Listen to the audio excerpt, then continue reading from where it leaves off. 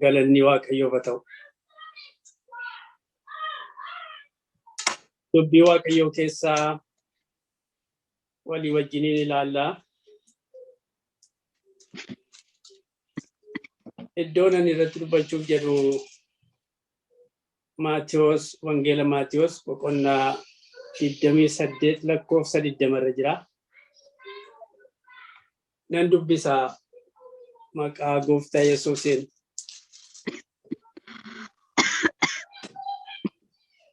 Mata dureen isaa Yesuus bartoota isaatti mul'achuu isaadha.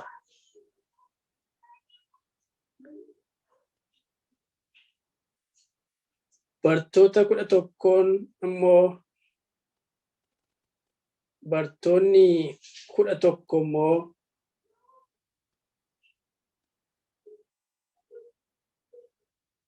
Galiilaa keessaa gaara isaa itti Yesuus wal argina isaaniin jedhetti hin dhaqan. Bartoonni 11 immoo Galiilaa keessaa gara gaaraa itti Yesuus wal argina isaaniin jedhetti hin dhaqan. Yeroo isa argan hin sagadaniif. Kaan garuu hin maman. Yesuus immoo gara isaaniitti dhiyaatee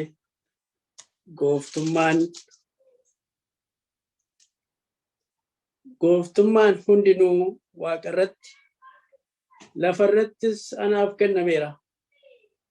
Egaa dhaqaa maqaa Abbaatiif Ilmaatti kan Hafuura Qulqulluuttis isaan cuuphuudhaan saba hundumaa bartoota koo godhaa. Waan isin abboome hundumaa eeguu isaan barsiisaa. Kunoo ani immoo hamma dhuma baraatti guyyaa hundumaa isin wajjin nan ta'a isaaniin jedha. Galanni Waaqayyoof haa ta'u. Waaqayyoon kadhan. Galanni siif haa ta'u yaa Waaqayyoo. Ijaa torban kana guutuu eegdee har'a nu geesse. Sa'atii kana immoo yaa Waaqayyo akkatti kanaan dura wal argaa turretti haalatti kanaan dura wal geenyee si waaqeffachaa turretti sagalee keenya walitti fidannee waa'ee kee dubbannee si galateeffachaa turretti galataaf kadhata fuuldura keetti dhiyeessaa turretti akka sanatti argamnee jirra. Akkuma gaafa bartootatti dhiyaattee gara gaarichaatti iddoo sanatti wal argina jettee dura beellamattee chitti isaan arguudhaaf dhuftee sanatti amma iddoo kanatti yaa Waaqayyo ati gidduu keenya jirta. Galanni ulfinni siif haa ta'u. Nuyis immoo yaa Waaqayyo siif sagaduudhaaf fuula kee dura jirra. Keessi keenya haala garaa garaatiin kan mamu yoo ta'e dabarsinee sitti dhiyeessina sitti ilaalla. Maqaa Gooftaa Yesuusiin hafuurri kee keessa keenya haa bitu. Ameen. Naannoo keenya haa bitu. Ameen. Maqaa Gooftaa Yesuusiin hafuuramamu keessa keenyaaf. Ameen. Maqaa Gooftaa Yesuusiin yaa Waaqayyo si kadhannaati. Gara keenyatti dhiyaadhu nu dhaga'i. Ameen. Hidhaa keenya hiiki, gaaffii keenya deebisi. Ameen. Yommuu nuyi sagannutti, yommuu nuyi kadhannutti nu gidduu deddeebiiti yaa Waaqayyo ati nu gargaari. Ameen. Akka ta'utti yoo si kadhachuu dhaabanne hafuurri qulqulluun roomee waa'ee keessaniif kadhataa jedhamee barreeffamee jira. Kadhata nuyi fuuldura keetti dhiyeessannu yaa Waaqayyo yaa hafuura qulqulluu ati nu harkaa fuudhuun akka ta'utti yaa Waaqayyo keessa keenya kakaaftee kadhachuuf nu kakaasuun jaalala kee haa ta'u. Ameen. Hundumtuu qindaa'ee yaa Waaqayyo faarfannaan lallabni dubbiin kee yaa Waaqayyo ulfina keetiif haa ta'u. Ameen. Waan nu gargaartuuf maqaan kee haa ulfaatu. Ameen. Maqaa Gooftaa Yesuusiin. Ameen. Iddoo kanatti akkuma arginu egaa gooftaa Yesuus ofii isaatii isaan dura beellameetu beellamaan bartoota 11 wal argan gaara irratti Galiilaa keessatti erga du'aa ka'ee booddee gooftaa Yesuus bartoota isaatiin wal arguu isaati.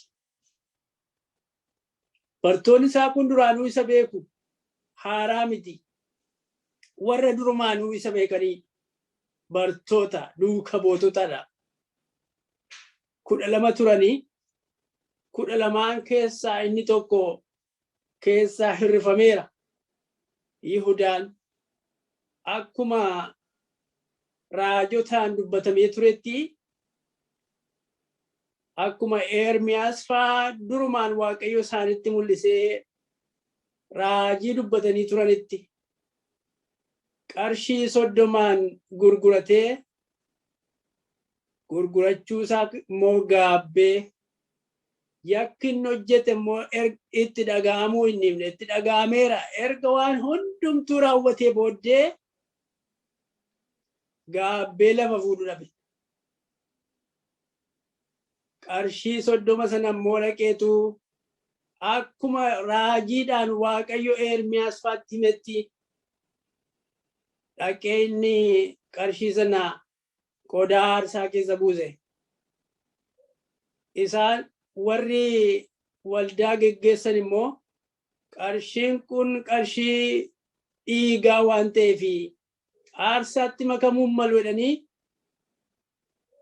achi fuudhanii ittiin lafa awwaalaa ormootaa bitan jedha. Ormootaaf lafa awwaalaa ittiin bitan warra galaa biyya ormaa ta'eefiti lafa awwaalaa ittiin bitan jedha dubbii Waaqayyoo. Akkasittiin Yihudaan keessaa hir'atee haadha jarri kun 11dha. Egaa isaan kanaa wajjin beellama qabate. Beellami kun yoom eessatti akka wal argan qabaachuudha. Galiilaa keessa gaara irratti achitti wal arginattiin jedheetu bartoota 11tti mul'ate gooftaa Yesuus. Har'a nuyi gooftaa Yesuus achitti wal arginaa nuun jedheetu zuumii kana irratti sagalee walii keenyaa akkasittiin nageenya achitti Yesuusin wal argina jennee iddoo qabanne qabna. Yesuus dubbii isaa keessa jira, nu keessa jira, sagalee keenya keessa jira, nu keessaa dubbata. Didee waca faarfataan didee waca keessa keenya ituma hin dubbannu enne. Inni faarfatu dubbii Waaqayyoo dubbachaa oole. Dubbii guutuudha. Waan ofii isaatii Waaqayyo duraan nutti dubbachaa turetu nu keessaa ba'a. Lallabasaa ta'u, faarfannaasaa ta'u. Eesuma garaa keenya guutetu afaaniin nu keessaa yaa'eetu sagaloomee dubbatama. Galanni Waaqayyoof haa ta'u. Durumaa kaasee Waaqayyo yoo beennes yoo hin beennu ta'es iddoo garaa garaatiin nu waamee nutti dubbachaa ture. Barootaan duratti har'a miti. Ituu nu iyyuu itti namanin warra aman irraa dubbii Waaqayyoo kana dhaga'aa turani.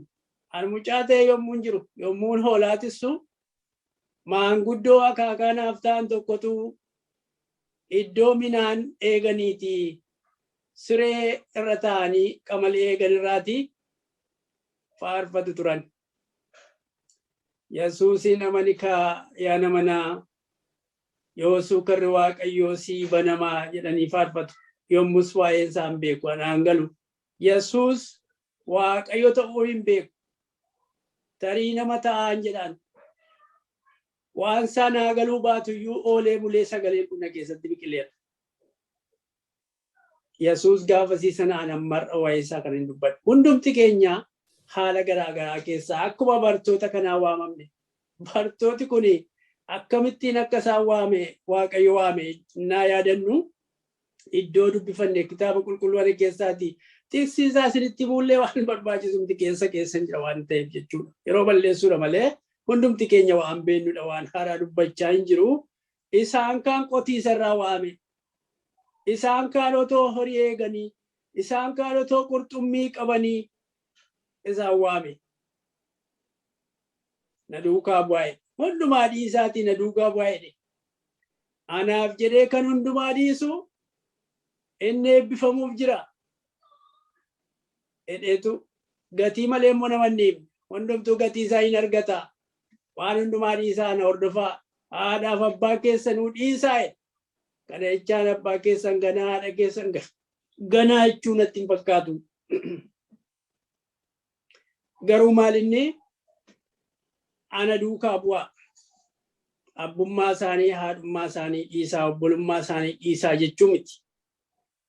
Yoo tarii karaa keessan irra dhaabbatu ta'e sababii isin gara koo dhuftanii fi seeratti isin dhiyeessu ta'e isa kana dura dhaabbadhaa. Isaan hafu wayyaati ana filadhaa jechuu isaati.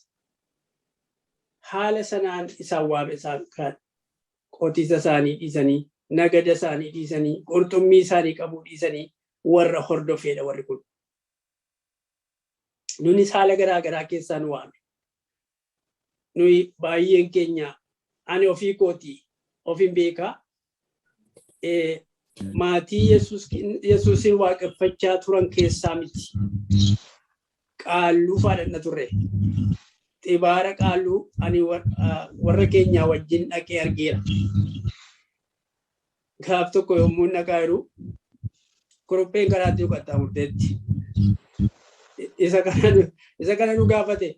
Maali kurupheen garuu karaa irratti lafa kurupheen jiraattu akka ta'e baadiyyaadha waan ta'eef kurupheen karaarraa hin dhabamtu. Kanumaaf ta'u ta'a. Akka mallattootti sana nu gaafate. Gaaf tokko immoo obboleettii koo wajjin nanne mana qaallu. Nana xiffadhe anatu. Xiffannaa nama hunduu naa abaare. Eenyu isheen jedhanii bukkee na barbaadu turan. Yakka maalii akka ta'e hin beeku. Seera isaanii keessatti waan barreeffamee jiru tokko hin cabsite hin beeku. Iddoo akkasii faayidaa dhufne. Iddoo itti dhaadannu waan gaarii keessaa dhufnee miti. Warra akkasii kanatu har'a Yesuusiin wal arge iddoo kanatti. Jarri 11 kun egaa hin sagadaniif isaan kaan immoo hin mamanidha. Warrumanni wajjiniin ture. Warrumanni wajjiniin waan hundumaa isaanitti agarsiisaa ture otoo hin ajjeefaminiin dura. Otoo hin fannifaminiin dura. Warruma waan inni godhu hundumaayyuu argaa turanii waan an godhu kana isinis hin gootu.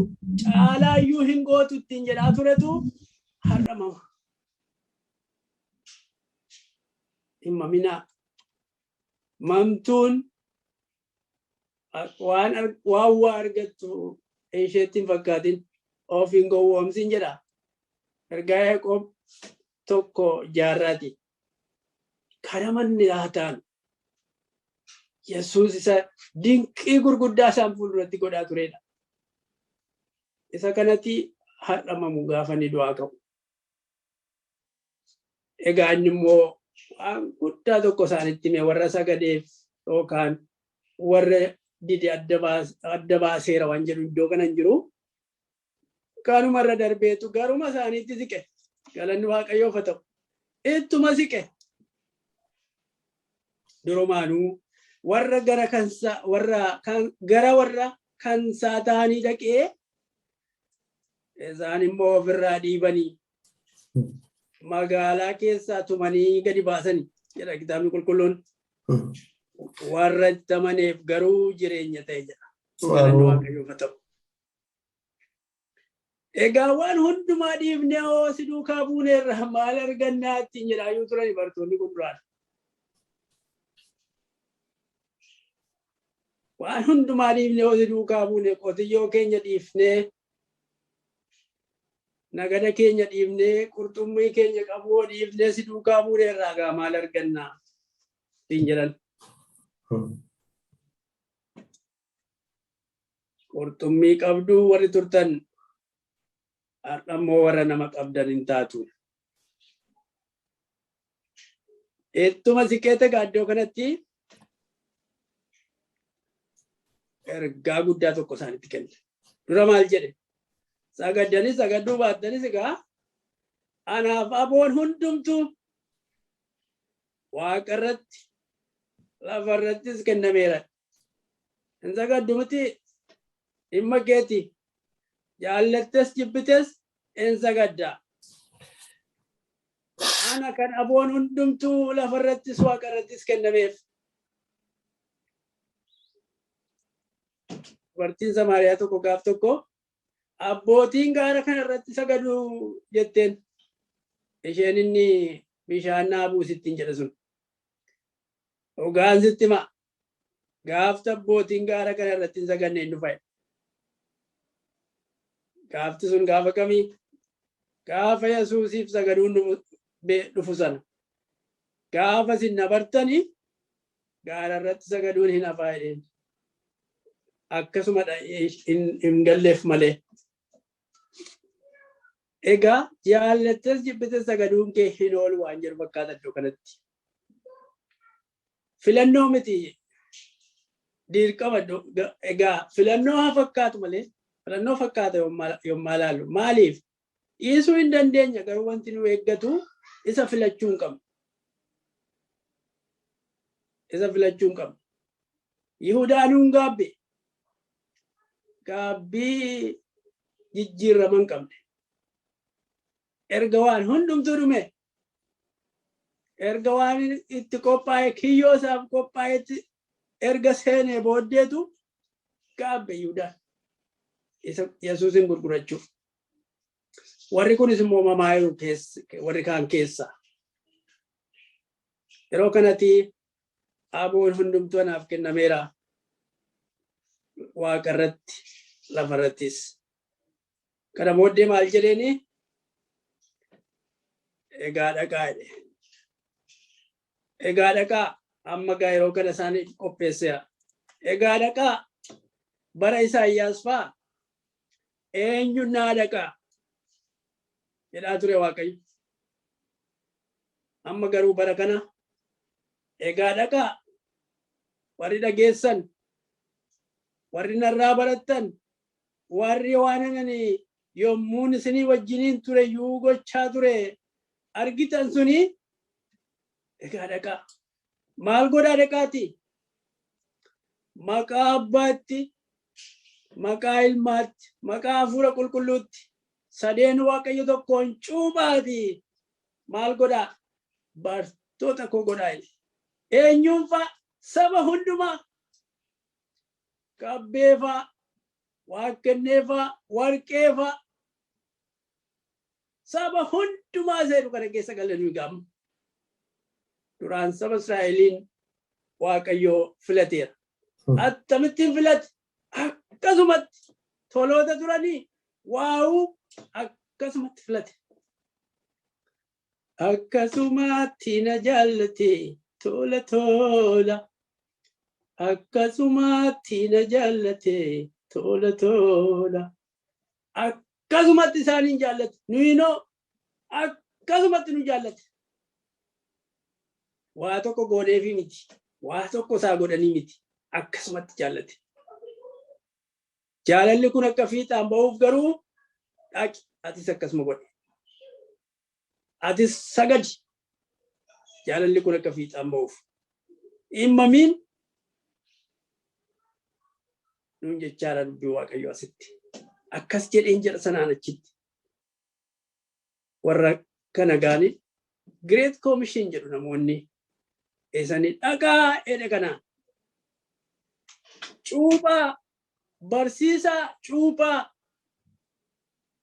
maqaa Abbaatiif kan Ilmaatti kan Hafuura Qulqulluutti cuuphaa barsiisaa bartoota koo godhaa. Nuyi kanaaf waamamne taa'uuf miti. Kana kan nutti kennamu. Egaa dhaqaa. Eenyuun fa'a dhaqaa? Saba hundumaati. Nuyi nurratti facaafamaa ture. dubbiin waaqayyoo nu keessa jira. Nurratti biqiluu dide malee dhagaa taane malee nurratti facaafamaa ture. Ergaa kana kaamishini guddaa kana hunduma keenyaaf kennameera. Garuu akka nurratti biqilu gochuu qabna. Nuti iddoo jirru kan jirruuf sababiin isaa maaf akka ta'e beekuu qabna. Ana addana kan hin jiruuf isin achi kan jirtaniif iddoo jirru wanti nuyi jirruuf maaliif? Ollaa keenya eenyuffaa jira? Saba hundumaa jira.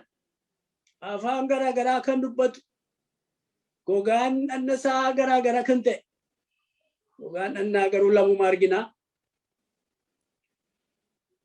Warra akkasii jira, afaan garaagaraa dubbanna. Nama hundumti keenya. Namoonni kun hundumtuu bartoota ta'uu danda'u. Cuuphamuu danda'u. Ergaa kana nurraa fuunuu danda'u. Nu fuuldura warra turan irraa fuune. Dubbicha akka fiigicha ulee wal harkaa fuudhaa fiigan tokko isa fakkaata.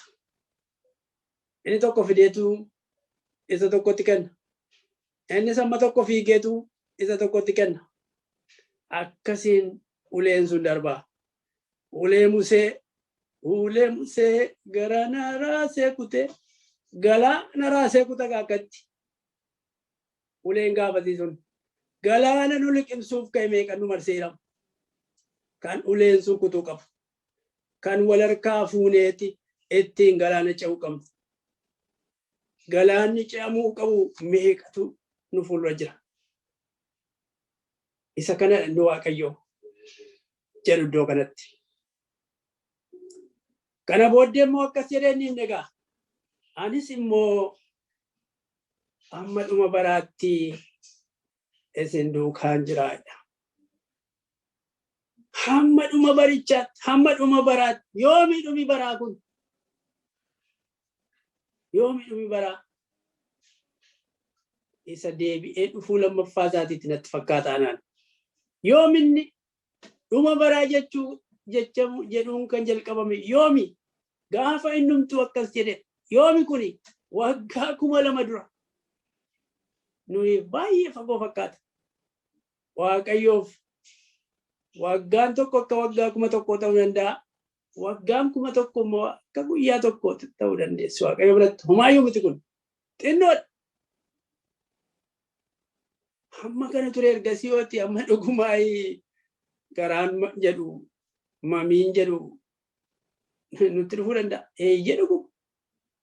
Gooftaan waan dubbate baay'ee iyyuu raawwate. Bara keenya iyyuu waan baay'ee raawwate. Nuyiifuu waan baay'ee raawwate. Soba miti. Toruu siin ta'a jedhaan Baaqoomiyyuu. Soba miti dubbichi. Koobii ofiirra dhaabbatanii eeggachuu barbaachisa malee hin ta'a. Soba miti dubbiin kun. Dhuma baraa. Waa'ee baraa. Amma baraa 2021. Gaafa inni haaraa jijjiirame gaafa 21tti ceene bardeen gaddaa gidiraaf sodaan nu marsee jira. Dhibee koovidiitu akka baalaan nama haxaa'aa ture. Har'a geenyan seena. Gooftaan inni hamma dhuma baraattan immoo isin duukaan jira guyyuma guyyaan. Galanni Waaqayyoof haa ta'u guyyuma guyyaan jedha sayyuuti. Hamma dhuma baraattan isin duukaan jira. He is working us to the end. Hamma dhuma baraatti harka qabee nu deemsisa malee nu biraa hafa mitiin. Amen. Nu daaddisee har'aan nu ga'e kunoo 2021 is about to end. Torbee 2-3 nu hafa. Akkuma namni mucaa harka qabee daaddisu deemsa barsiisu inni deemsisee asii nu ga'eera bara sarfuutti nu kennuudhaaf. Galanni Waaqayyoo haa ta'u. Otuma gidiraan jiru, otuma wanti nama sodaachisu jiru, otuma nuyi hir'uu lakkoofnu inni garuu guutuudha. Galanni Waaqayyoof haa ta'u. attamitti taa'utu manuu jennu inni attamitti taa'an jedhu akkatti ta'us beeka.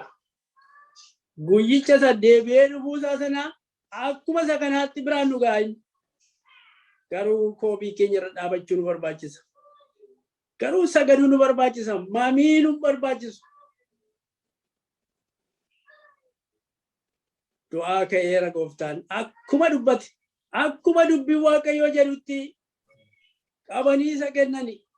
Birrii 30 gurgurate Yihudaan caafamee jira raawwatame. Akkuma sanatti fuudhanii fannisan. Endu'e. Hin awwaalame. Otoo eegduu achuma ammoo akkuma Waaqayyo jedhetti akkuma duraanuu dubbatee turetti hin kaafame. Du'aa ka'uuni Yesuus qofa miti kan du'aa ka'e. Garuu garaagarummaan isaa Yesuus ka'ee maduwwaa namni olii dhufee olis ba'e. Galanni Waaqayyoof haa ta'u. Dubbiin Waaqayyoo kun amanamaan kan jedhame keessaa maaltu hafe? Hin hafne hunduu ta'e waa'een kanaa. Waa'een kaanis yeroo isaa eeggatee inuma ta'a. Yerichi yommuu ga'u waan hundumtuu hin ta'a. Waaqayyo waadaa tokko keenyaaf galeera waan tokko irratti. Waa'ee waan tokko irratti obboleessa tokkoof yookiin obboleetti tokkoof Waaqayyo waadaa galeera akkasin sii godheera. Himmamin hin ta'a. Waan inni dubbate keessaa waan hafu hin jiru. Mootonni seera hin baasu. Akkasitti yeroo akkasitti raawwanne jedhanii bajata sitti ramadu. Yookiin bajaticha dhabamaa yookiin nama hojjetu dhabamaa yookaan hin dagatu hafuu mala. Kan Waaqayyoo garuu yerichi isaa yeroo ga'u yommuu yeroon isaa ga'u iddoo jedhame sanatti hin ta'a. Kanaaf himmamnu kottaa.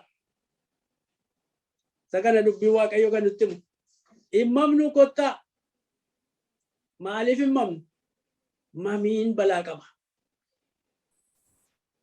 Mamiin waan abdatan nama hambisa.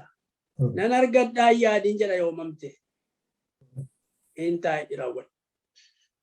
Yoo ta'uu baate iyyuu maal sinife? Haa ta'uu baatu. Maal jedhanii?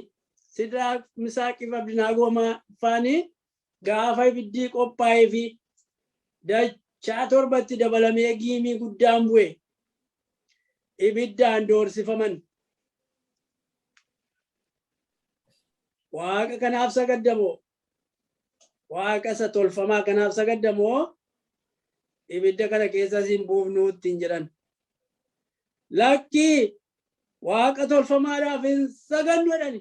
Himmamne jarri kun maal malee ibiddichuma keessa nu buusaa malee innoo nu oolchaa jedhan galanni Waaqayyoof haa ta'u. Yoo nu oolchuudhaa baateyyuu eesuma nu wayyadan Waaqayyoof galanna ta'u. Ibidda baay'eetu biyya keenya irratti gubachaa jira boba'aa jira. Namni mana keessatti gubachaa jira ibiddi kana caalu hin jiru. Ibidda guddaa. Kanaafuu Yesuusiin mamuu qabna. Waa hin qabnu. Utuu hundumti namaa gubatee dhumeeti waa'ee Yesuus mamuu hin qabnu. Maaliif? Innoo achi keessaa iyyuu isaan baasa. Gaafa inni deebi'ee dhufu daaraadhuma namaatu daaraadhuma gubataa namaa sanatu nama ta'ee deebi'ee dhuma dhufu. Inuma kaa'amnumtu. Inni bishaan nyaates inuma deebi'a. Inuma dhufa. Maaltu kana godha? Waaqayyotu kana godha. Galanni Waaqayyoof haa ta'u. Kanaafuu waan ta'u ilaallee waan darbitu ilaallee gooftaa kanarraatii ija keenya kaasuun barbaachisaa miti. Of miina waan ta'eef. Durboota 10tu cidhaaf dhiyaate. Isaan 5 zayitii isa ibsatan qabu. Kurraazii isaaniitti naqatanii ibsatanii yeroo misirroon dhufu ibsatanii qophaa'an isaan. Isaan kaan duraan hin qophoofne hin qaban. of hin qopheessine. Maaliif yookiin ittiyyuu yaadne dagatoodha. Yookiin mamiitu isaan keessa ta'a. Gaafa dhumaa maal taarree alatti hafan isaan qophaa'uun sun garuu ol galfaman. Isa kanatu ta'a. Balaa qaba. Of qopheessuu dhabuun mamuun waaqarrattis lafarrattis aboon kan kennameef isadha. Kan waan hundumaa gochuu danda'u.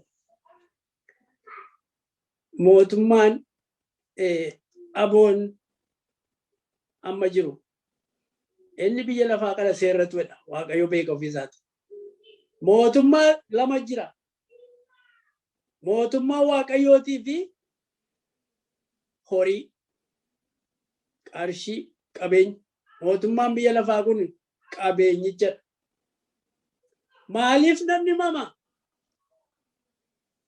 Qabeenyuma waanuma calaqqisu waanuma har'a laalamee boriin jirreef mama. Waan biraa miti. Yookiin du'a sodaatee mama. Akka Sidraaq, Misaaq fi Abdinaagomiin du'a hin sodaanne. Isa dubbii waaqayyoo akka jedhu isa foon kee ajjeesu sodaatin jedha. Isa lubbuu kee ajjeesu sodaadha inni waaqadha. Isa foon kee ajjeesu sodaattee dhugaan dabsin. Amma si'ana mana isin irratti gubna yookiin isin ajjeefna. Biyyaa isin baafna. Dhugaa dabsuu qabdu. Lakkii gubadhaa dhugaan dabsina. Biyyaa baafama dhugaan hin dabsina. Dhugaan eenyu? Waaqayyo. Galanni waaqayyoof haa ta'u. Isa irratti cichanii isa aboon hundumti kennameef foonis lubbuu ajjeesuu kan danda'u isadha kan sodaatamu. Dhugaa wajjiniin dhaabachuun garuu namni dhugaa qabatee dhaabatu dhumarratti immoo waaqayyoof galanna ta'u. Ameen. Waan nuun jedhame irraa nu kaachisuudhaa fi wantoota baay'eetu naannoo keenyatti ta'a. Waan nageenya dhugaa nuyi hubanne kanarraa nu kaachisuudhaa fi waan baay'eetu naannoo keenyatti ta'a. Waan baay'ee. Yesuusin nu jibbisiisuudhaaf irraa nu kaachisuudhaaf waan baay'eetu ta'a. Yesuusin namoonni waan baay'eetti fakkeessu. Jaalala haadhaafaatti fakkeessu. Haati yeroo tokkotu wanta tokko ta'edhaan haadhatu mucaa durbaa tokko qabdi. Mucaa xinnoo mana namaatii wayyaa miicceetu mucaa kana guddifatti. Gaaf tokko ishee mucaa ishee mana keessa raffiftee ituu wayyaa miiccuu ibiddi ka'ee mucatti gubuudhaaf mana qabate. Ibidduma sana keessa dhattee mucaa ishee baasuuf jettee ofii isheetii gubattee fuulli ishee amma wallaalamutti gubattee mucaa ishee garuu baafatteetu ergasii akkuma waaqayyo gargaaretti lubbuudhaan hin oolte garuu fuulli ishee ta'uu hin beeku. Mucaa kana akkasuma taatee immoo wayyaa miiccee waan argattu mucaa kana guddifatti. Mana barumsaayyuu galfatte. Mucaan ishee hin barattee ibiddiin sunis hin gubne oolteetti dhanni ishee nagaadhaa hin guddattee hin bareeddee amma ga'eetti taatee haadhuma ishee sanatti immoo mana barumsaatii dhattee fudhatti turte.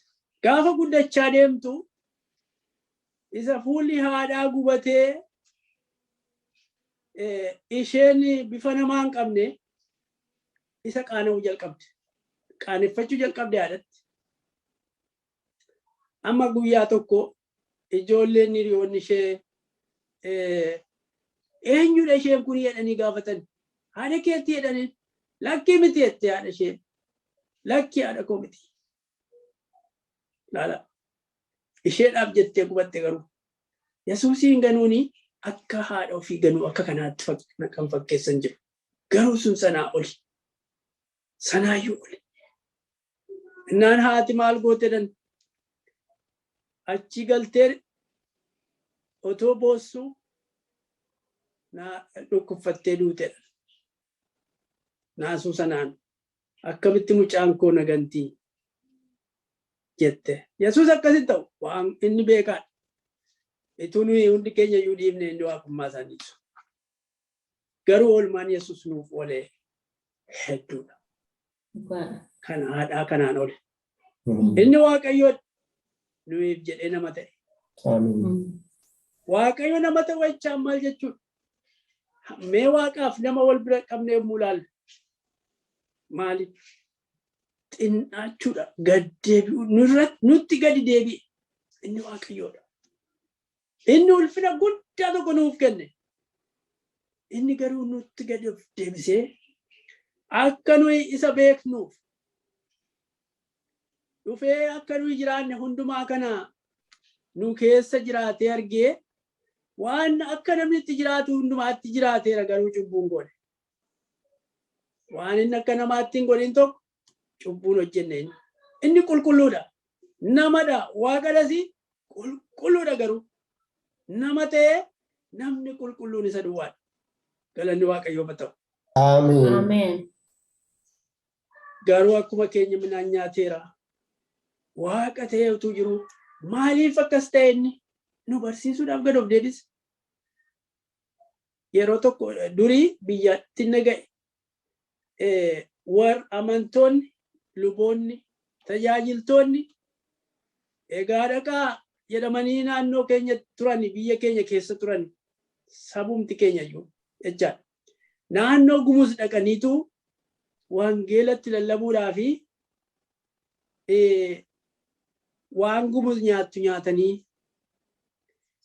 akka isaanitti isaan duukaa gaayyaa xuuxaniitu wangeelatti lallaban jedhan. Gad of deebisanii jechaadha. Eenyurraa baran? Yesuus irraa gad of deebisuu baran. Inni miilla dhiqee rafaa. Bartoota nama miilla dhiqee Waaqayyo. Maaliif? Gad deebi'uu barsiisuudhaaf, gad of deebisuu barsiisuudhaaf. Akkas ta'aatii dhaqaa. Akkas ta'aatii itti dhaqaa. Cubbuun godhinaa. Garuu akkasitti gad of deebisuu itti mul'isaa. Yoo akkas ta'uu baatee namni isaan keessa warra jiru isaan fakkaatanii warra dhaqan simachuu maluuti jechuudha. Kanaaf gad of deebise. Nu Waaqayyo kanaaf nu itti of qixxeesse, nuyi gadittuu. Inni guddachuu barbaadu gad of haa deebisudha dubbii Waaqayyo. Akkasittiinidha. Great Commission jedhu namoonni kanaan. Egaa dhaqaa. Erga dubbii Waaqayyoo dhageenye, erga gaafa dubbii Waaqayyoo dhageenyeeti. Kana dhaga'uun keenya har'a duwwaa miti. Nuyi maal goone irranne yommuu ilaallu hojiin keenya duwwaadha. Kan koo waan goone. As fidamuun keenya maaliif? Yeroo tokkotti Hisqeel as fidamuun kee gaara irratti baasee Waaqayyotti dubbateetu as fidamuun kee waan argitu kana waan asitti mu kana deebitee mana Israa'elitti akka himtuu fi ittiin jedha. Nuyi biyya kana dhufuun keenya maaliif biyyoota jiran keessaayyuu maaliif ituu biyya keenya namni gaafuma nuyi achii dhufne iyyuu achi turan achuma jiranii nummoo maaliif dhufne? Attamitti nu fide Waaqayyo? Waamichi Waaqayyoo garaa gara. Warra achitti hafan ta'aa jiru ta'an jiran. Wangeela lallabaa jiru. Nu immoo lallabaa irraa walii keenyatti lallabaa irra ollaa keenyatti lallabaa jiru. Saba hundumaa jedha dubbiin kun. Gaaf tokko waldaa kanatti dhaga'eeraan namni tokko amanu namni duraan amantii nuyi qabnu kan hin qabne jechuudha. Yesuusitti amane dhaga'eera barma kana. Waldoota nama haaraa amanuu sanan dhaga'e. Waldoota saba keenya biyya kana keessa jiran keessa nama haaraa amanuu baay'ee dhaga'een beeku. Amantoota biyyaa dhufan duraanii malee namoota nuyi keessa qubsiifamne kana keessaati naannoo keenya kan jiran baay'een isaanii garuu amantii nuyi qabnu kana hin qaban yookiin qabaatanii irraa kaataniiru. Jireenya Waaqayyoon feene jiraachaa kan jiru baay'eedha. Inni kaanii gaa'ela malletti jira. Dhiiraaf dhiirattuu gaa'ela dhaabbata waliin. Durbatu waliin gaa'ela dhaabbachaa jira. Warri sun duraan akaakileen isaanii fa'aa wangeela qabatanii gara biyya keenyaa dhaqaniiru. Ofii isaaniitii akka sanatti hin jiran. Yoo xinnaate jira kanaaf kadhachuun nurreedha. Yoo xinnaate kadhachuuf hin nurreedha. Yoo dandeenye immoo yommuu gadi baanii akka isaanitti uffataniif itti dubbataniif itti adeeman kana yommuu arginu waa ittiin jechuu danda'uu qabna. Hamma dandeenyu akkamitti haala akka ammasaa namni gumuzitti dubbachuudhaaf wangeela himuu fi akka waan gumuz nyaattu nyaachaa gaayyaa wajjin xuuxaatti himanii jechaadha. Akkamitti itti himna jira kanatti akka isaa irratti leenjiillee walii laachuu qabna jedhee yaadaan akkamittiin wangeela lallabuu namoonni dura akkamittiin godhamaa ture. Bifa jijjiirratee jira yoo ta'e nammaa haalli nama dhedhibu tokko baay'een teknooloojii wajjin dhufaniiru. Haa ta'uuti akkamittiin kana goonaree isa jedhuuf leenjii walii laachuu qabnaa. Faranjootuma itti afeeruu qabna yookaan warra nurra beekan itti afeerree leenjii fudhannee waldaa keenya keessatti namoota kanaan cal jechuun qabnu utuu isaan badanii jechuudha. Kana ta'uu baannaan nuyi Yoonaasumadhaam. Yoonaas Nanawwee dhaqii jennaan lakkiin naquu jedhee Tarseesitti baqata. Eessatti ba'u Waaqa jalaa baqatanii qurxummii itti ajaje Waaqayyo. Galaana keessatti garaa qurxummii keessa taa'e dhaqee hodhokaa kanasii wayyaa yoo ta'e immoo jedhe Waaqayyoon laala. Hin iyye fakkaata garaa qurxummii keessaa. Yoo sagaduu diddee kanadha ittiin hin jenne malee jara kanaan warra sagaduu diddee waayyuu hin jenne aboon lafarrattis waaqarrattis naaf kennameera ittiin jechuun isaa garuu jaallattes jibbites nama sagaddaadha. Eewudha Yoosefi abjuu argee obbolootatti mannaan nutu sii sagadaaree ittiin jedhan. Jaallatanis jibbanis nama sagadanii. Maaliif akka waaqummaatti otoo hin taane Waaqayyo harka isaatti isaan geesseera guyyaa eegee.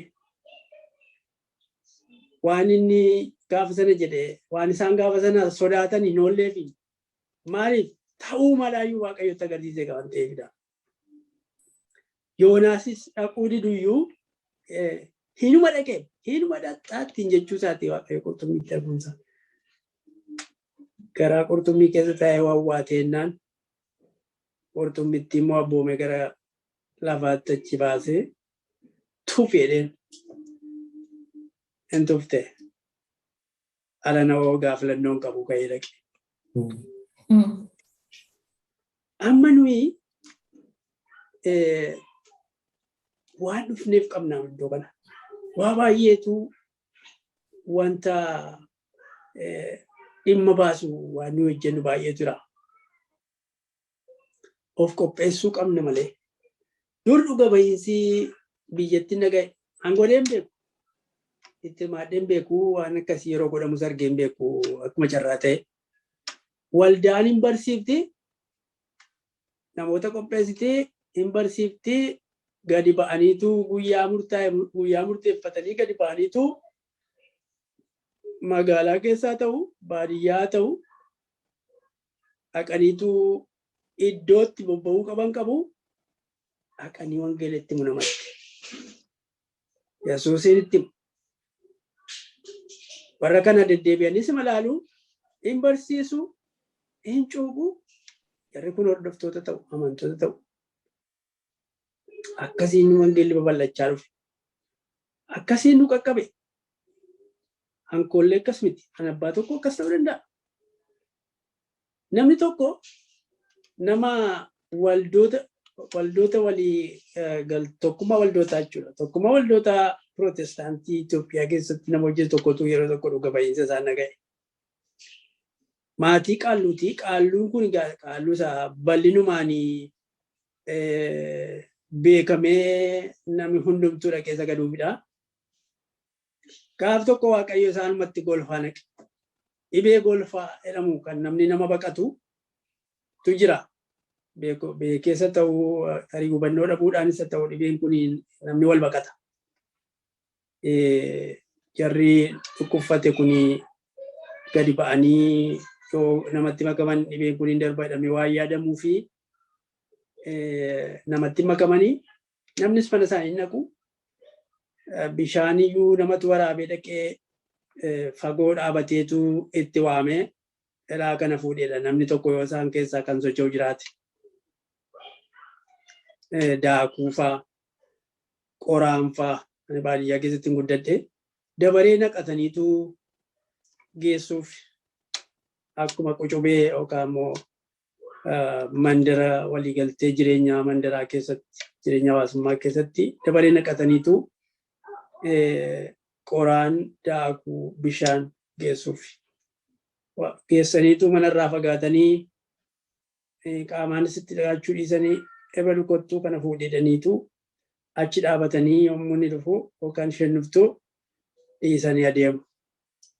Biratti qodaa isaanii barbaadan.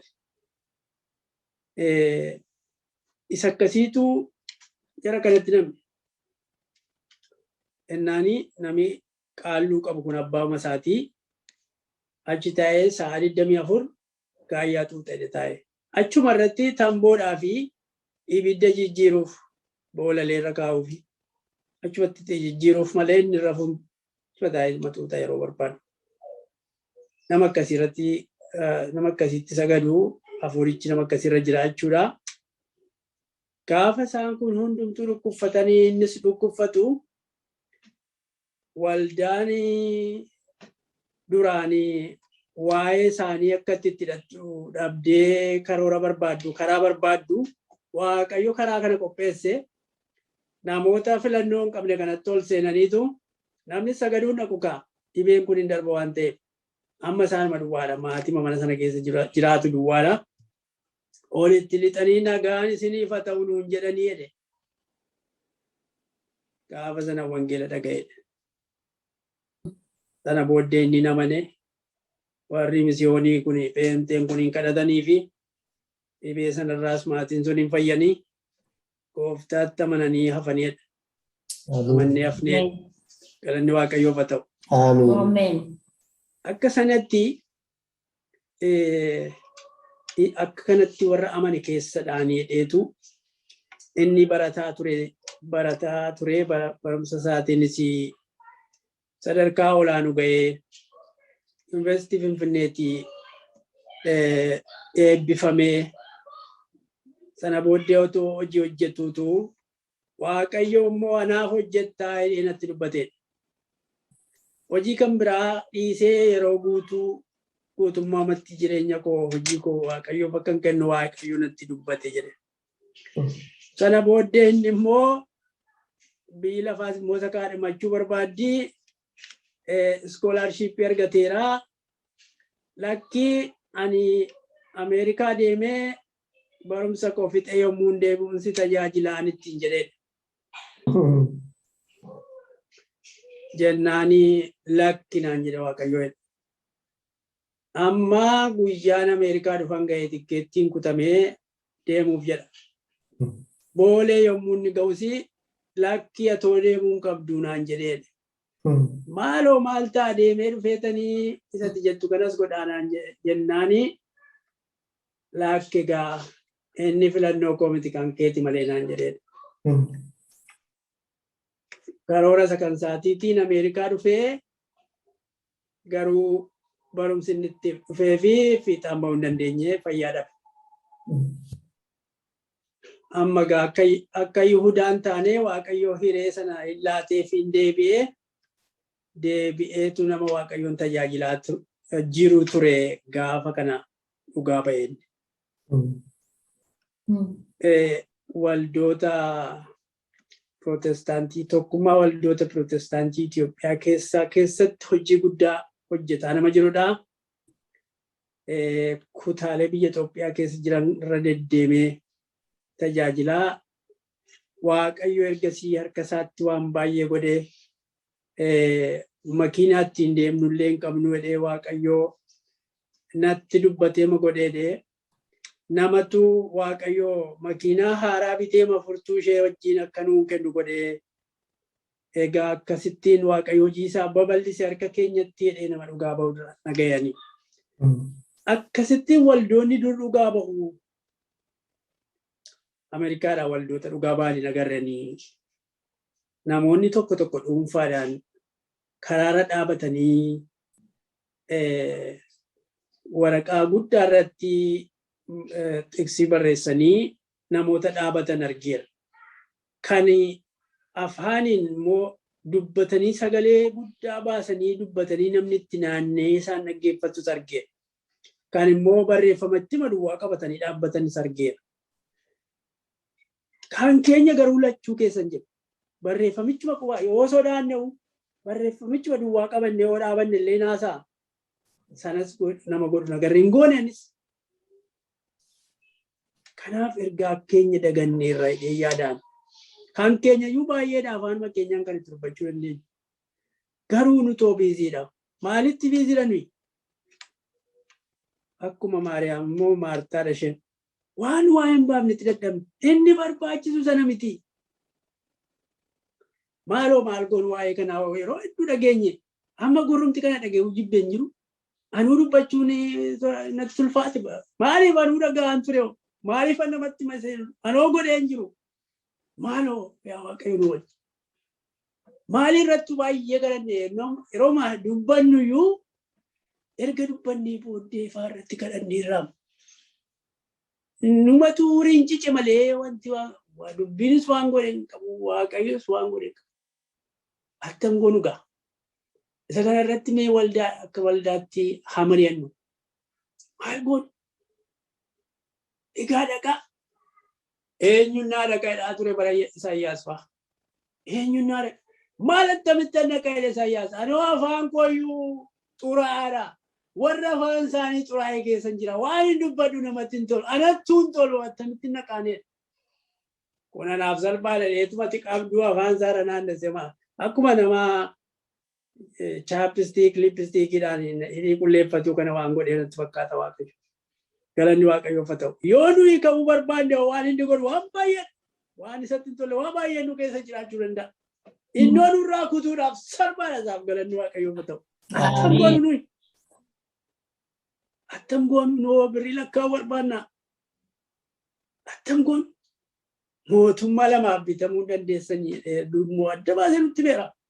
Attam goonu. Isa kanaagaa haasa'uu irratti yeroo balleessinu hundumti keenya tayaannu. Waaqayyoof galanna ta'u. Anan manumaan dubbadha. Dubbichi baay'eedhatu dubbatanii. Maal godha yeroo balleessu? Dubbatamaa ture. Dubbatamaa ture. Waaqayyo nu gargaaru. Ameen. Waan namni takka dubbatee hin beekne dubbadhee barbaadeen argan. Isa dubbatame kana immoo hin dubbanne yoo jenne hin dhumuun waan Yesuus godhee fi dubbate kan hin barreeffamin baay'eedha. Namni namarraa nagahee kitaaba qulqulluudhaan dubbise baay'eedha. Tiksiin isaa achi jedhee sirriitti himuu hin danda'u. Waan inni godheef waan inni dubbate baay'eedha. Isa barreeffamee dubbifnu iyyuu inni iyyuu baay'eedha dubbatamee nuti. Irra deebinee dubbachuu. Inni kaan immoo nuyyuu hin galu.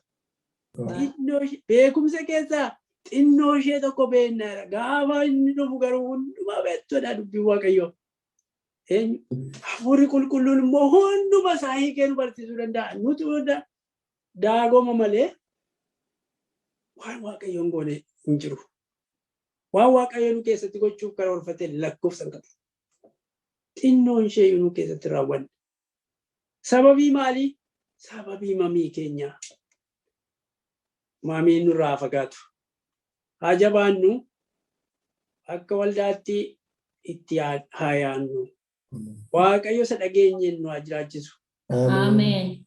Maqaa Gooftaa Yesuusiin hin kadhanna dubbii kanarratti daqiiqaa 2-1 fi ergasii yeroo keessan fudhachuu koof dhiifama naa godhaa. Mataa keenya gadi qabannee hin kadhanna. Galanni siif haa ta'u yaa Waaqayyo waan nutti dubbatteef. Dubbii ati barootaan dura dubbatte bara keenya taanaan yeroo nuyi dubbachuu dandeenyu taanaan nus dubbachaa irra. Yeroo kana waan nu laatteef yaa Waaqayyo galanni ulfinni siif haa ta'u. Ameen. Haleluuyaa. Amen. Ameen. Nurra facaafameera. Sababii nuyi dhagaa taane nurratti hin biqille. Yaa Waaqayyo ati immoo dhagaayyuu biyyeetti jijjiiruu dandeessa. Biyyee misoomaa gochuu dandeessa. Hin caccabsitan daatta. Amen. Nu gargaaruun jaalala kee haa ta'u. Ameen. Dubbiin nurratti facaafame nu keessatti ja'a godhatu nu gargaari. Ameen. Warra bu'aa buusan nu godhi. Ameen. Otuma hin fedhin warra mamtuu taane Waaqayyo ati nu gargaari. Amen. Ameen. Waldaa kana gargaari. Amen. Ameen. Saba keenya gargaari. Amen. Haala garaa garaa keessatti dhugaa qabatee sabichi ituma dhugaa qabu mana wajjin gubachaa kan jiru. Hallelujah. Lafarraa manarraa ari'amaa kan jiru kan dhugaan jalaa dhokate. Mootota gamtoomanitti iyyannaan dhaga'uu kan didan ati dhaga'uun dhabduun argitas hin dhageessas hin deebiftas caal jechuun keeyyuu deebiidha. Jesus. Karaadhuma siif ta'ee sii mijateen saba kana gargaaruudhaaf ariifadhu. Amen. Ameen. Amen. Yaa Waaqayyo iddoo jiraannutti naannoo keenya ilaaluu akka dandeenyu. Ilaaluu duwwaa miti yaa Waaqayyo ilaallee waan siif hin taane yommuu agarru akka tarkaanfii fudhannu. Wanta dubbiin kee buqqisuun dubbii kee dubbannee buqqisuu akka dandeenyu. Wanta kadhannaan buqqisu kadhannee nu gargaartee buqqisuun jaalala kee haa ta'u. Ameen. Amen. Warra badan ilaali. Amen. Ameen. Warra naannoo keenya akkasiin malletti jiraatanii magaalaa nuyi keessa jiraannu keessaatii eessaatti addeeffattee kun ta'uu malu jettu gochaa warra jiranitti dhugaa ba'uu isaaniin deebisuu isaanitti dubbii kee himuu warra dandeenyu waan ati nu abboomte isaaniin barsiisuu akka dandeenyu yaa Waaqayyo ati nu gargaari. Amen. Ameen. Amen. Yeroo nuuf kenniteef galanni ulfinni siif haa ta'u. Ameen. Yeroo hafe nu eebbisi. Amen. Ameen. Torban keenya eebbisi. Ameen. Maatii keenya tokko keenya eebbisi. Amen. Dhiiga Yesuus keessa nu dhoksi. Amen. Torban guyyoota torbanii kana keessatti karoora diiniif nuyiif waldaa keenya irratti saba keenya biyyaa irratti baafate saba magaalaa nuyi keessa jirru irratti baafate maqaa Gooftaa Yesuusiin harkaa diignaa kan diigame haa ta'u. Ameen. Dhiiga Gooftaa Yesuus keessa nu dhoksi. Ameen. Yommuu nuyi gadi baanu yommuu karaarra deemnu yommuu oofnu dhiigni kee nurraa waan nuyi qabnu hundumaarraa firattis diinatti isa mul'atu. Ameen. Nu gargaari yaa Waaqayyo. Amen. Maqaa Gooftaa Yesuus fedhi. Ameen. Amen. Amen.